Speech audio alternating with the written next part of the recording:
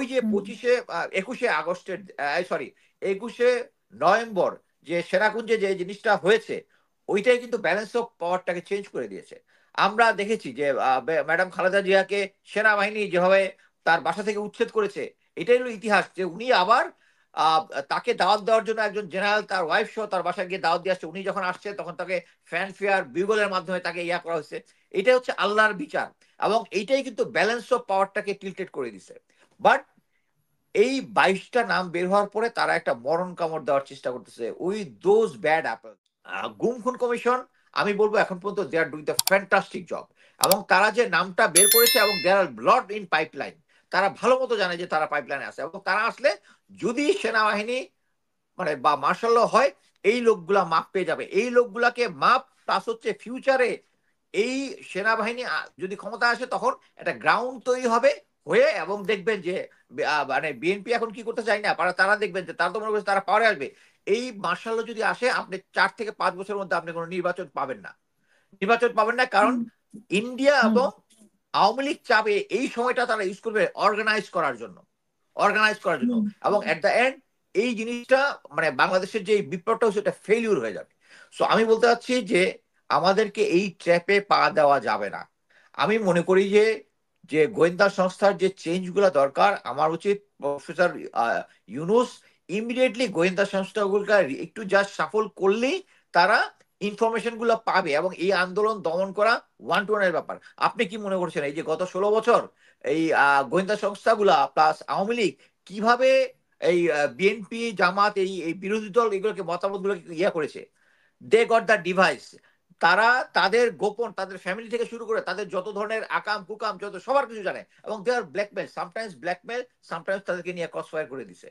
Same জিনিসটাই এখন ইচ্ছা করলে ওই অ্যাপারেটাসটা গুলো ইউজ করে, আমি বলতেছি না কাউকে গুম খুন করে ফেলার জন্য, তাদের ইনফরমেশন জেনে তাদেরকে যে জিনিসগুলো আছে যারা যারা এগুলোর সাথে সরাসরি জড়িত এই এই কেওয়াসটা তৈরির জন্য, ইচ্ছা করলেই তাদেরকে পিক আপ করে জাস্ট উইদিন গোয়েন্দা সংস্থা এবং সেনাবাহিনী এটা 1-to-1 ব্যাপার। 1 সপ্তাহের মধ্যে সব ঠান্ডা হয়ে যাবে, ইভেন তার থেকেও কম লাগবে। বাট হচ্ছে সদিচ্ছার ব্যাপার। এবং ওই সেম জিনিস জেনারেল ওয়াকার এখন পর্যন্ত গোয়েন্দা সংস্থাগুলো কন্ট্রোল করতেছে, নাম্বার 1। তাদের যে ওই আমলের যে জেনারেল গুলো আছে ওগুলো এখনো ইয়া করতেছে। এই চিঠি যেটা 22 জনে বেরোচ্ছে, এটা জেনারেল ওয়াকারের জ্ঞানের বাইরে। উনি জানতেন না যেরকম একটা চিঠি বের হচ্ছে।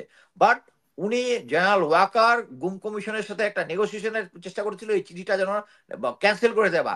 বাট গুম কমিশনের লোকজনকে আমি সেলুট জানাই, তারা বলেছে আমরা সমস্ত একসাথে পদত্যাগ করবো, বাট এই চিঠি চেঞ্জ হবে না।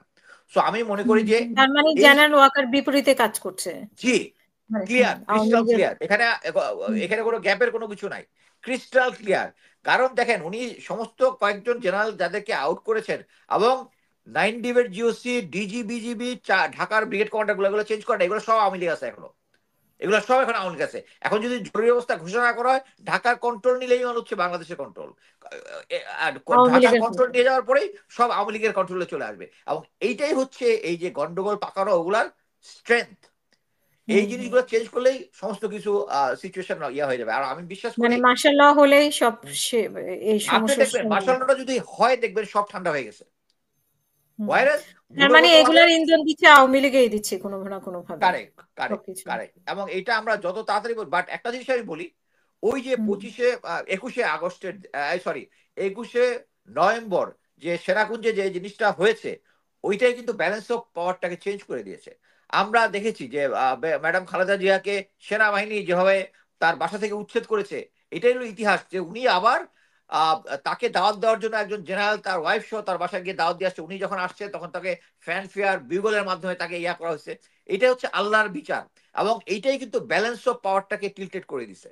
বাট এই 22টা নাম বের হওয়ার পরে তারা একটা মরণ কামড় দেওয়ার চেষ্টা করতেছে উইথ দোজ ব্যাড অ্যাপলস, যাদের নাম ওখানে আছে। এরাই হচ্ছে এই বাংলাদেশের যে গন্ডগোলটা পাকানোর পিছনে। এবং এদের সমস্ত লিস্ট আমার জানা মতো সমস্ত গোয়েন্দা সংস্থার কাছে আছে। এনএসআই তে যারা ফিল্ড অফিসার আছে সবগুলো হচ্ছে ছাত্রলীগ যুবলীগের লোকজন। এবং এই কারণেই তারা এই সরকারকে সহায়তা করতেছে না। এই যে করতেছে না, এইটাই আমাদের প্রফেসর ইউনূসকে বুঝতে হবে। এবং এইটার যদি সংস্কার না করা হয়, এই ভারতীয় কন্ট্রোল থেকে আমরা মুক্তি পাবো না। এবং আমি মনে করি যে ভারতীয় কন্ট্রোল এই যে আমাদের দেশের লোকজনকে যা যা করতেছে এইটার ব্যাপারে প্রফেসর ইউনূসের উচিত সামনে এসে, উনি সমস্ত বিষয়ে নলেজেবল, ওনার কাছে নলেজ আছে, উনি এসে যদি দেশকে আহ্বান করে এই গন্ডগোল না করে এই ধরনের যেভাবে আলেম ওলামারা বলেছে যে যারা সনাতন হিন্দু ধর্মাবলম্বী আমাদের প্রতিবেশী আছে তাদের উপরে কোনো হোস্টাইলিটি না করার জন্য। কারণ এটা করবো কেন আমরা? কারণ এটা তো সনাতন ধর্মাবলম্বী করে নাই, তাদের ট্যাগ দিয়ে যারা কিছু ক্রিমিনাল আছে যারা দেশকে অশান্তি সৃষ্টি করতে যাচ্ছে তারা করাচ্ছে জিনিসটা। যারা তো করেছে। আমি মনে করি এখানে সরকারের এ ব্যাপারে চিন্ময়কে অ্যারেস্ট করছে কোন কোন স্পেসিফিক কজে, কি কি কারণে, এটা নিয়ে আমি মনে করি প্রফেসর ইউনূসের এখন একটা বিবৃতি দেওয়ার সময় এসেছে দেশবাসীকে। ধন্যবাদ। জি।